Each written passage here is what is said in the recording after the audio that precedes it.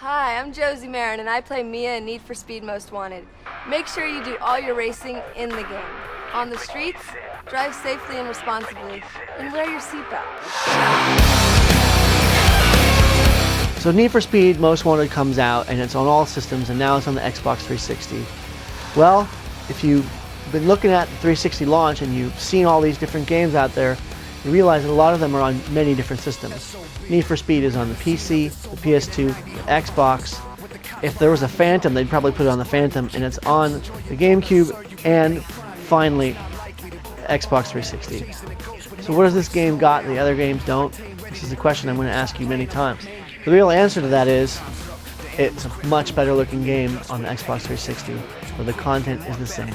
You've got this fantastic looking game. The car models, which were good in the current gen game, are now, even shinier, even more reflective, even prettier. There's way more polygons per car, and you can see it in everything, from the roundness to the tires. You can see fantastic reflections in and around the car, on the bumpers, on the rims, all over the car. You're going to see this is fantastic sort of lighting hitting it. So when you first start up Need for Speed Most Wanted on your 360, and this is very much like the current generation systems, you'll see that you've got a kind of crappy young car. It's not the best car in the game, and you're going to have to give it a little time to win some new, faster cars. So you won't start off with the fastest car, and you're going to feel like, oh, this game's not that fast. Well, actually it is, but you have to work your way up the blacklist, the 15 different guys you have to beat in order to beat Razor, the big badass who stole your car and stole your girl. And then, about half of the way through the blacklist, all of a sudden your cars are going really fast. The game moves at 30 frames per second still. It's not running at 60.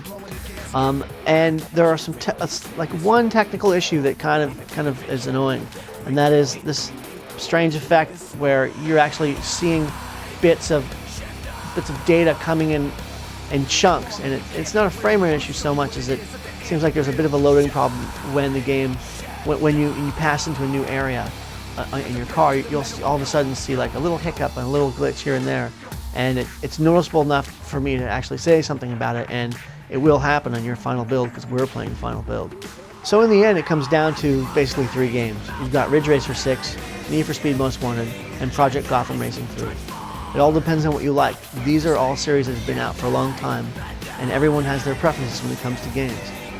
These are all relatively arcade-style games, so it's going to be tough to pick. What Need for Speed offers is different than the other games.